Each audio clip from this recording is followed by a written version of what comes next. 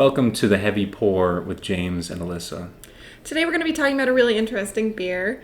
It's from a brewery in Sweden called Omnipollo, and they are what is considered a phantom brewery. So what that means is they don't really have a set location where they do their brewing. They do collaborations with other breweries across the world.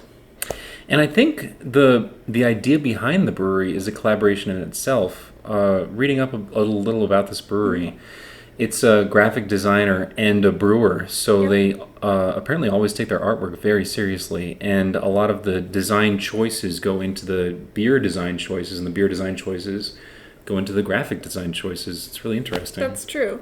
Yeah, so today we're going to be focusing on a beer called Agamemnon. It's actually the first beer that Omnipollo brewed with an American brewery. They brewed with Brewdog Pub in Westminster, Maryland. Yeah. So that's kind of a big deal because they're out of Sweden, so they hadn't done anything in the U.S. until this beer. So we're pretty excited about that. Yeah. And just at the beer distributor the last time we went, I noticed that there were a few of these Omnipollos, and I had never seen them before. I don't think we've ever tasted an Omnipollo before. We haven't. No, this is very new for us. Yeah, I'm pretty excited about this one. Yeah. So tell us what the Agamemnon style is. So it's an imperial stout brewed with maple syrup and natural flavors. I think that there's some really odd stuff going on here. I thought there was a mention of bacon involved in the ingredients. Oh, that's true. When we looked it up, it did say that there was going to be some notes of bacon, notes of coconut. They had real nuts in the mix. So that is something worth mentioning if you are allergic to nuts or have issues with bacon. Avoid this beer. Yeah. However, that is not a problem for either of us. Yeah. Let's give it a pour. Ooh, rich, dark. Syrupy. Pretty syrupy. Wow.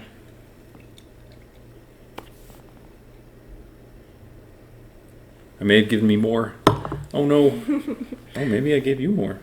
Oh, that's like new. A once in a lifetime thing. And what is the ABV on this? Oh, it's a 12.5. It's a 12.5. So it's a big boy. This is an imperial stout. Yeah. Share it with a friend because you're going to be absolutely buzzed if you just drink this by yourself. And if you want that, go for it. But we're sharing it. Yes. All right, let's nose it. Mm-hmm. Actually, first, let's talk about the look a little bit more. I know we kind of described that it's very dark, very syrupy. The head is a lot darker than a lot of stouts, but you're right, very minimal, so it doesn't have a ton going on there. Yeah. It's really, really dark and thick, so it's really hard to see, but I'm getting some particulate. No light penetration. Can you see some particulates? I do have some particulate in mine. Wow. I got the end of the can, though, so I might have a little more than you. Oh, yeah. But it looks like a very pretty, dark, heavy imperial stout, so I'm really interested in seeing how this goes. Yeah. And usually it's the hop residue that causes particulates in beer. It's really interesting that we're seeing some particulate matter in this beer. Well, with some of the research that we had done and seen so much of like those real ingredients that are going in, there might be some weird stuff in here. Yeah. All right, let's do some nosing. Wow. It's a very, very rich stout. It's really, really rich. There's definitely some savory notes. I absolutely get some bacon. Yeah. I do. More like bacon grease than like fresh bacon. Sure. Because it's just so heavy. Yeah. But not in an unpleasant way. And not unpleasant, but I mean to say that there's something fatty in this, like that savory, fatty flavor. Yes, for sure. Cinnamon is pretty forward. Yep, I would say I agree Very with that. common in stouts like this. Do you get any of that coconut? I do a little bit. It's pretty subtle, but I do a little bit. Sure. Yeah, but mostly this is a big stout. There's a lot of chocolate. But just look how thick it is. Yeah. For me, this is a stout that's the nose is dominated by cinnamon, chocolate, and that interesting savory note. Which is interesting because it is labeled as a maple forward Yeah. stout, and I don't know that I get the maple on the nose as much. We did have a maple stout recently from a different brewery, and that one was so in your face maple. It was just maple syrup, yeah. Yeah, so This one it's might be kind of more subtle. interesting to not get that punch in the face of maple. Let's taste it.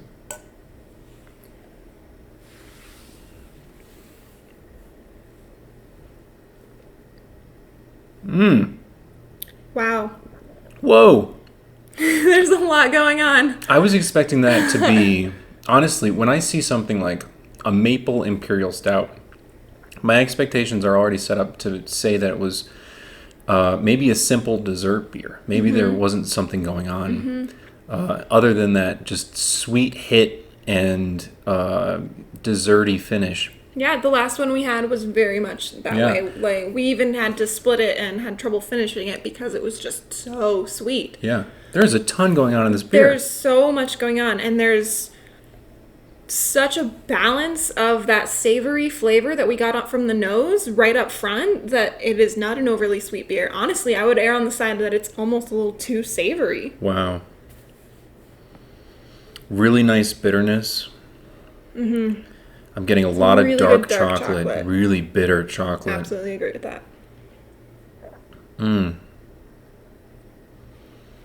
Almost like a burnt sort of caramel, like toffee. Sure, I can see that. I think that might be the coconut coming through a little bit. Maybe. Yep. Wow. Still not a ton of the maple. That is not something that is hitting me. No. I do get a lot of the bacon. I do get some of the nuttiness that they were talking about. I do get a little bit of the coconut. The dark chocolate is Dark absolutely chocolate, there. cinnamon, vanilla. Yep, cinnamon and vanilla for sure. I almost want to say that it reminds me a little bit of like, I get a little bit of like oatmeal raisin cookie. Oh, okay. In addition to those like chocolatey, bacony flavors. Some like dried fruits. Yeah. Dried fruits with like an oaty character. And that bringing in that cinnamon a little more too.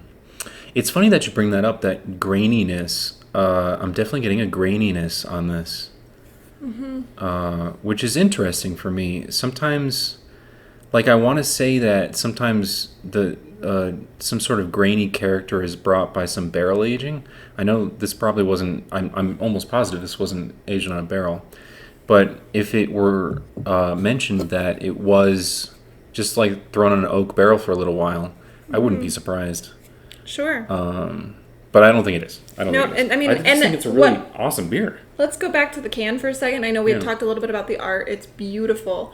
But in addition to that, it's just a very, very minimal can. There's a little bit of description of the name, what it is, ABV, and then the, necessary government Pure warnings. black can. Yep. Very dark. And I mean, we've seen some dark black cans on the sides, but this one is even black on top, which is really... Yeah. It's It's really obvious interesting. that a lot of design went into this, and a lot of design goes into Omnipollo beers in general. Yeah. And I really Hence, appreciate that. being started by a graphic designer. For at sure. least partially. It's funny. I'm attracted to the beers that I'm attracted to in the distributor are the extremes. They're the high art breweries like this that just pop. You know that there's something Yeah. different inside that can. There's also the minimalist designs too that have almost no information on the can whatsoever. It's like a paper wrapper that they just slapped on there with the Yeah. name of the beer. I Yeah. love that too, because sometimes that means that all effort went into the beer that's in the can, and they didn't really care like what it looked like on the outside. Sure. You can't quite say that with this beer because of... Yeah, and this is the other extreme. This Yes, is the extreme it other is. side. It's Is that absolutely this the is a other high extreme. art situation. I'm very attracted to this. It immediately popped out at me at the beer Just store. the black can alone, let alone the interesting art on the label. Yeah, very very cool. Yeah, it's really interesting. Any last thoughts on the taste? That bacon is just really right there. I think this is something that a lot of other breweries should experiment with is adding that savory note. However they Sure. do it,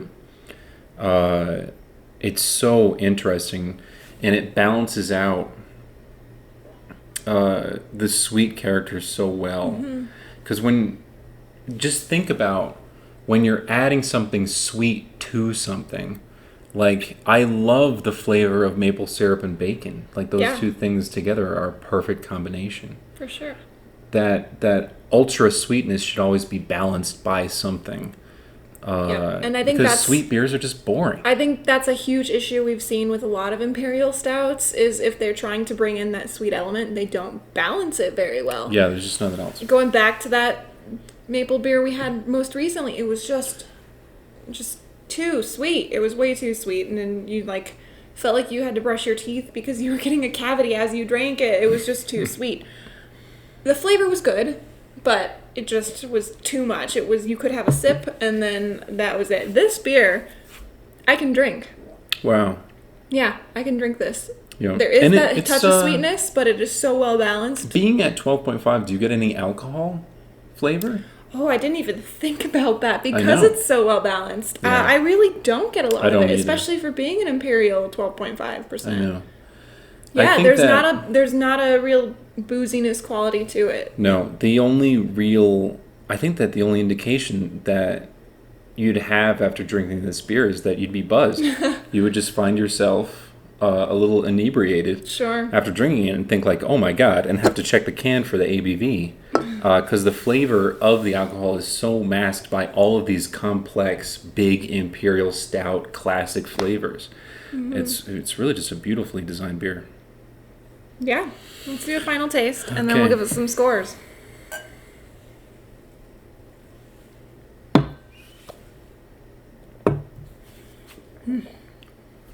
What would you give this beer? I think that over the time of us tasting beers, I'm always cautious about giving anything that is that high of a score, because then you just can't come back from that. There's no range anymore if you just start rating everything as like 7s and 8s. But this is an extremely special beer. This is a 9. This Really? is a 9 for me. Yeah. Wow. Yeah. I would say for me, it is a really special beer. It is a really interesting beer. I think that the savoriness is a little much for me, so I'm going to go with a 7. Okay. But it is one of the better imperial stouts that I've tried as far as balancing out that sweetness. Yeah. Maybe just a little too much for my taste. Yeah. But fantastic beer. It's a great beer. Omnipollo.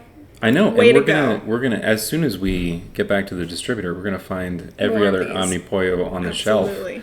and probably get them. Yeah, and if you have a favorite Omnipollo that you'd like to tell us about, please do. We'd love to hear. Yeah, put it in the comments. Yes. All right. Thanks for joining us. Thank you.